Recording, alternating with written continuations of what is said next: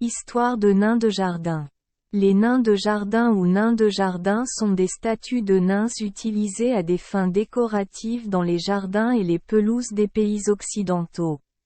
Ce sont des statues de gnomes appelés gnomes. Gnome est un nom commun, mais dans chaque pays ils ont un nom différent. Au Danemark et en Norvège il est Sesperluet Croisillon 39. Appel Nice. En Allemagne il est Sesperluet Croisillon 39. Appel Erdmanlin. Les Britanniques Esperluet Croisillon 39. Appel nain.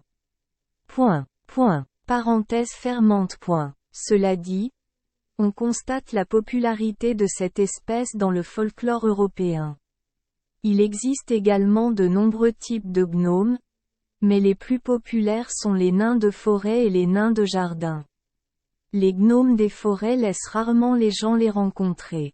Les nains de jardin vivent souvent dans les jardins des humains, travaillent la nuit et contribuent à conjurer les inondations et les démons qui viennent perturber les familles. Il est Sesperluet Croisillon 39.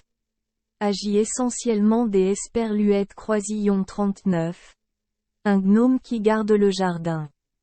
Les descriptions de Esperluet Croisillon 39. Apparence du gnome sont cohérentes sur quelques points. Petite avec une hauteur moyenne des Esperluet Croisillon 39. Environ 15 cm. Corps potelé. Visage rose.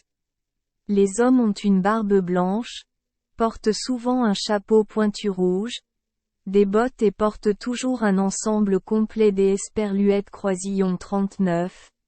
Outils, notamment des couteaux, des marteaux, etc. Les femmes portent souvent des jupes longues et un haut de forme de couleur verte lorsqu'Esperluet Croisillon 39. Elles ne sont pas mariées. Après le mariage, les costumes des femmes sont souvent moins colorés. Les gnomes utilisent leur propre langage mais sont également capables de comprendre le langage humain.